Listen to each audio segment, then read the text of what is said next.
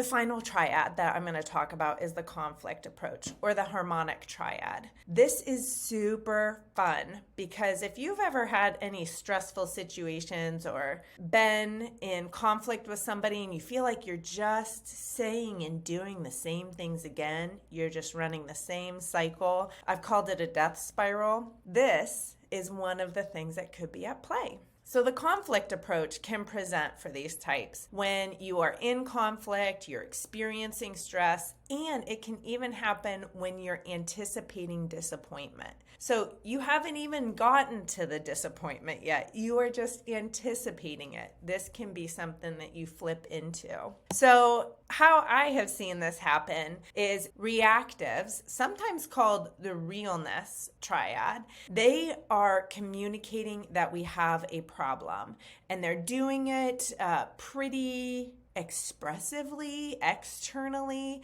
and they might be emoting with an intensity that they feel the problem holds. Unconsciously, they are looking for somebody to emote back to them with the same intensity. That is going to unconsciously communicate to them, my problem is understood and we can move on from here. But sometimes that doesn't happen. And positives that want to see the opportunity, they want to reinforce the silver lining, the glass that's half full, they're going to talk about what is still good. They're going to talk about what hope there still is. They are trying to get everybody out of the pits of despair to think about what is still hopeful and what could still be salvaged from the problem. If a reactive wants to be acknowledged that there is a problem and a positive is refusing to dwell in that, those two can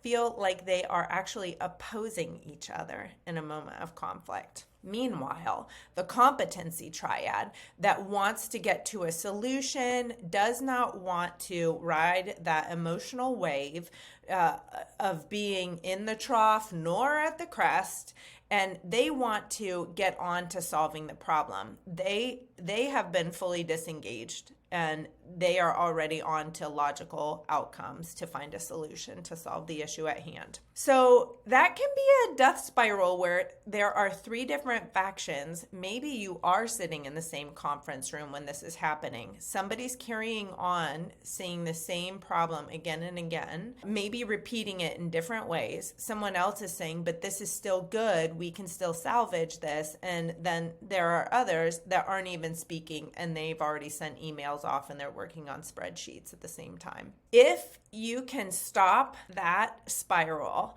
and begin by addressing the reactives, saying, hey, you are angry that they switched our strategic plan halfway through the quarter and they're not giving us any other resources to meet these goals. And you think it's unfair and unjust, and you don't think we should have to be accountable for these goals. They might go, yeah, that's exactly what I'm saying. And the positives, they didn't want to acknowledge how hard it was. They want to say, hey, but we still have done great work. We already know that these possibilities are happening. We were already halfway to our goal. All of these things are still good. And when they stopped and bore witness to how hard it was, it allowed the reactives to join them for the positivity and the enthusiasm and the opportunity that still lays ahead. And if competency can walk that road, acknowledging the problem and being present in the hope and opportunity of what still could be possible, they actually do themselves a service of processing emotions which are really there, and they're able to be unified with everyone on the team to go and find the solutions that the competencies have been mentally working on this whole time. So this can help that cadence of checking in and bearing witness to the problem until the reactives are heard about how real the problem is, being inspired by the hope and opportunity of what is possible, and then moving on to the solutions can allow the whole team to be unified. And then you can make well-informed decisions and move through conflict in a healthy way that brings you to alignment. That is like chef's kiss for team dynamics. dynamics. I hope that this walk through our triads is going to equip you to have better conversations, better decision making, and better process of moving through conflict to alignment in your teams. Because Cloverleaf wants to unleash you to do your best work.